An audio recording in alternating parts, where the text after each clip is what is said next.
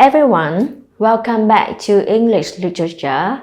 Look at the pictures. Which movie was the scene taken from and who was the one that wrote the story? This is a scene taken from the movie adaptation of Romeo and Juliet. Romeo and Juliet is a play written by William Shakespeare, an iconic writer of English Renaissance. So, in this lesson, we will learn about William Shakespeare and one of his many masterpieces. The objectives of the lessons are: after this lesson, the student will gain some knowledge about William Shakespeare, the idol of all time, and you will be able to explain why Shakespeare is the idol of all times. You will gain some knowledge about the play Hamlet by William Shakespeare, and finally, you will be able to summarize and comprehend the play Hamlet. The lesson is divided into 3 parts. William Shakespeare, the idol of all times. The second part is Hamlet, the Prince of Denmark by William Shakespeare. And the final part is literary comprehension and analysis. So let's start with some information about the author. So it is commonly accepted that Shakespeare was born in 1564 in Stratford-upon-Avon, Warwickshire. He was the third of 8 children. His father was a man of some importance in Stratford and was able to send his son to Stratford Grammar School. He probably left school early as his father lost money and social position. In 1582, Shakespeare married Anne Hathaway, the daughter of a farmer, and they had 4 children. How Shakespeare lived when he first arrived in London, we do not know for sure. According to tradition, he held horses at the theatre door, and then he became an occasional actor, adapted old plays, and last produced new ones. So, the path of William Shakespeare to become an actor and playwright is in 1592, Shakespeare came to London and became an actor and playwright. In 1596, classic plays of William Shakespeare was performing, including Romeo and Juliet, Richard II, and Midsummer Night's Dream. Lastly, Shakespeare spent most of his time in the city writing and acting. So next, his famous literary work consists of up to 38 plays, 154 sonnets, and a variety of poems. Some examples of the plays may be Romeo and Juliet, the humanism of love and social tragedy. It is a famous romantic tragedy of sexually charged adolescence, love, and death. The next example is Hamlet. This is one of his greatest historical tragedies, and this is the play that we are going to look at and analyze in the lesson today. Now, we will discuss more about his literary works. So, Shakespeare began by writing poetry, but soon he became a playwright and often acted in performances of his own plays. The plays are divided into 3 groups: histories, comedies, and tragedies. Như vậy thì chúng ta có thể chia các tác phẩm kịch của Shakespeare thành 3 loại chính, bao gồm kịch về lịch sử, hài kịch và bi kịch. Đầu tiên thì chúng ta sẽ bắt đầu với kịch liên quan đến lịch sử. Okay, so one more time, the plays are divided into 3 groups, and the first one we will discuss about is histories. The attention is paid to poetry and dramatic effect than to historical accuracy. Như vậy chúng ta có thể thấy là về độ chính xác về lịch sử trong các tác phẩm thì có thể là chưa hoàn toàn chính xác. Tuy nhiên, tác giả thì sẽ tập trung nhiều hơn về các dramatic effects. The next group is comedies. It sparkles with wit and humor and sometimes contain supernatural elements. For example, The Merchant of Venice and A Midsummer Night's Dream. The last group is tragedies. It reveals the depth and passion of human soul in a way which has never been equaled. For example, we have Romeo and Juliet, Hamlet, Macbeth, and Othello. In the next part of the lesson, we will discuss about the question, why is Shakespeare the idol of all time? The first reason is that he was the master of human experiences. He can reach deep into the human soul and psyche in a way that no one else can.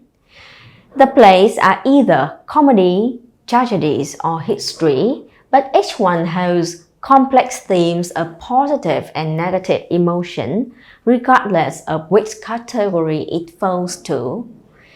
For example, we have Much Ado About Nothing or King Lear. The second reason is that Shakespeare was a writer who never gets old. His work remains culturally and socially relevant throughout century.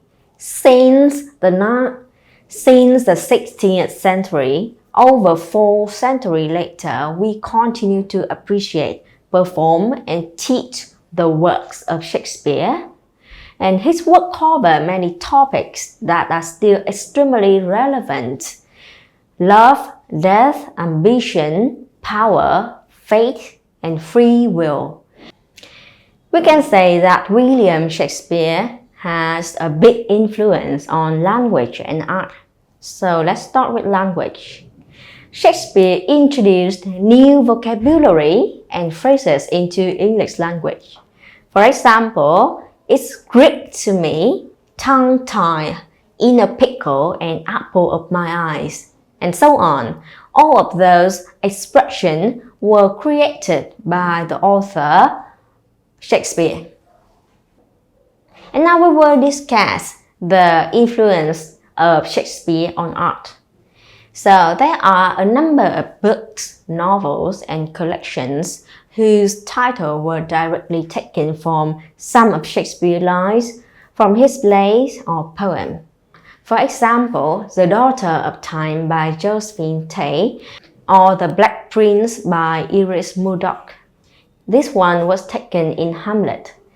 Or The Talented Mr. Ripley by Patricia Highsmith. This one was taken from Macbeth, and his literary contribution impacted on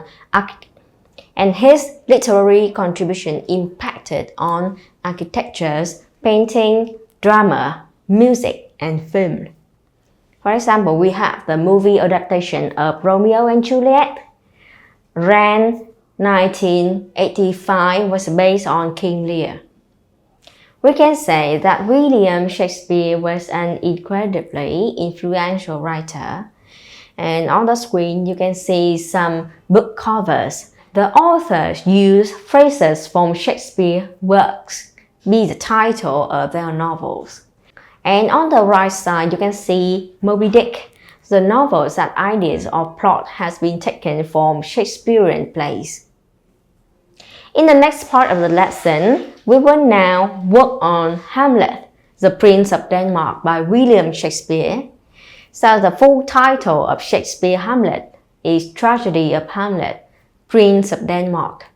And it was written in 1601. The period happened fierce social contradictions.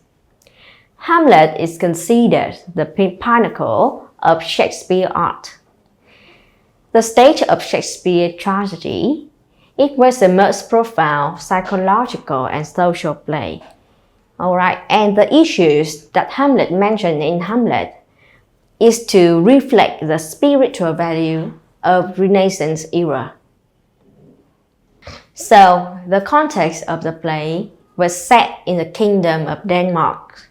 The play tells about Hamlet, a Danish prince whose uncle murders the prince's father, marries his mother, and claims the throne. The prince then manages to kill his uncle in revenge. Now you are going to watch an animation of Hamlet's summary. And while you are watching the video, I need you to take notes on the main events and try to summarize the story. Many years ago, in Denmark, there was a prince called Hamlet. One day, Hamlet's father, the king, dies suddenly, and Hamlet is very sad. After this, Hamlet's mother Gertrude gets married again. Very quickly, she marries her husband's brother, Claudius, and Claudius is now the king. Oh, how could you do this to me? One night, Hamlet's friend Horatio tells him that there is a ghost in the castle. It is the ghost of Hamlet's father. Claudius killed me with poison. Hamlet, you must punish Claudius for me. Hamlet is confused. He doesn't know if he believes the ghost, and he doesn't know what to do. Hamlet now acts very strangely. He is mean and angry, and he upsets his girlfriend, Ophelia. Go away! Leave me alone! Oh, he is so mean! One day, a group of actors come to the castle, and Hamlet makes a plan. He asks the actors to change their play. The new play will show a king poisoned like Hamlet's father. With this play, I will catch the king.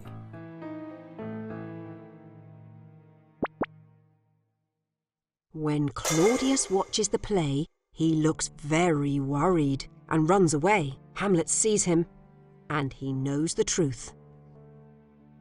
Claudius is very worried about Hamlet now and makes a plan with Ophelia's brother, Laertes. You will fight him, and we will put poison on the sword and in his drink too.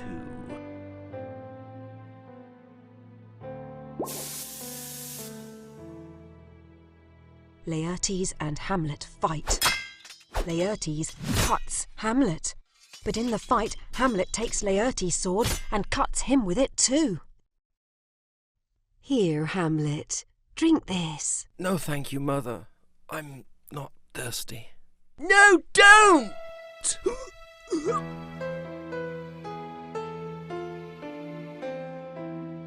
It was him. He poisoned us all. Finally, Hamlet knows he must stop Claudius.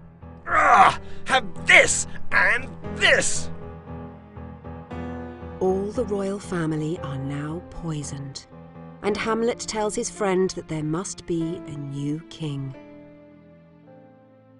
Goodbye, my prince.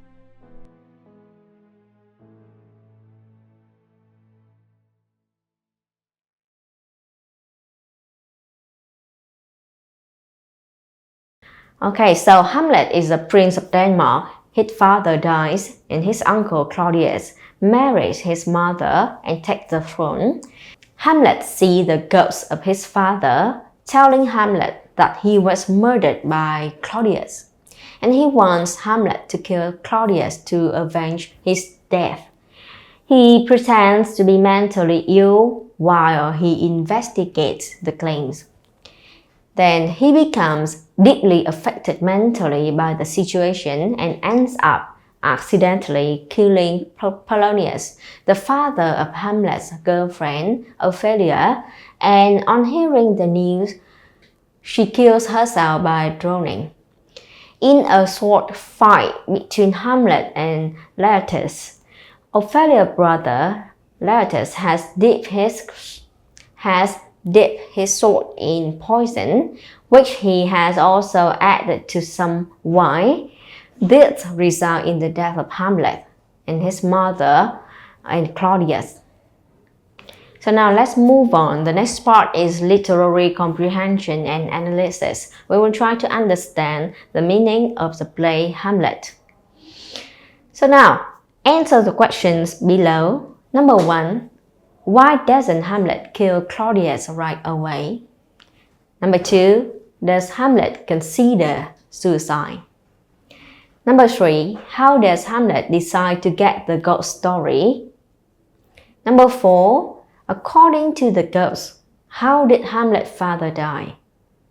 Number 5, what plan do the king and Laertes discuss to kill Hamlet?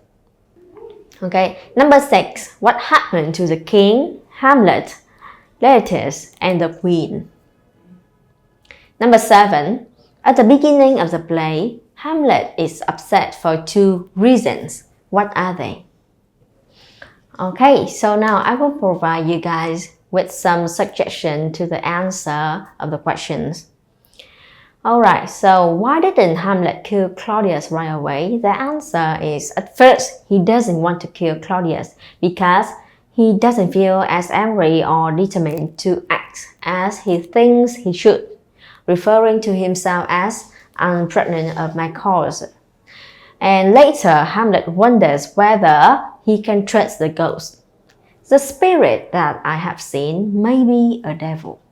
If the ghost is a devil rather than the spirit of his father, then the possibility exists the ghost aims to manipulate him into committing a sin.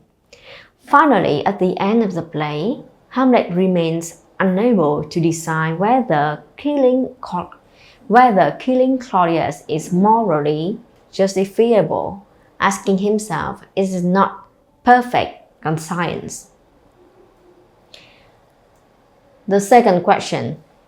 Yes, he said to be or not to be, Yes, he said to be or not to be, which means to live or not to live. Next question. By having the actors perform a play called The Mousetrap. Next question. So according to the ghost, how did Hamlet's father die? The ghost reveals that Claudius poured poison into King Hamlet's ear when he slept. Therefore, King Hamlet's death was a murder and not an accident. Next question. What plan do the king and Laertes discuss to kill Hamlet? They want to put poison in a cup and offer Hamlet a drink. Next question. What happened to King, Hamlet, Laertes, and the queen? The king was killed by Hamlet, and Hamlet was killed by Laertes' sword. Laertes was killed by poison on his sword when Hamlet picked the wrong sword in the fight. Number 4, the queen drinks out of the cup meant for Hamlet and she died. Now, at the beginning of the play, Hamlet is upset for 2 reasons. What are they? The first reason is that Hamlet is upset because his father died. The second reason, Hamlet is also upset because his mother married his uncle very quickly after his father's death. Now I have one final question for all of you. So you all know that the famous soliloquy from Hamlet is to be or not to be. So what does it mean? You need to read the extract below and try to answer the question.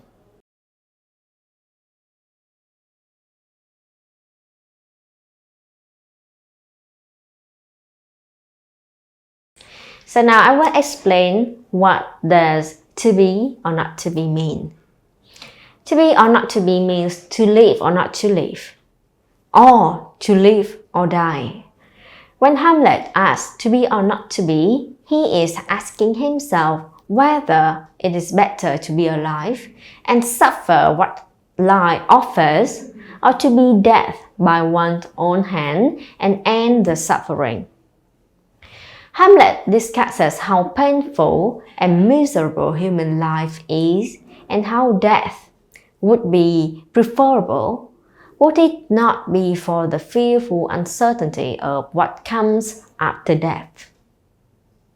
Now I will talk in more detail about that act.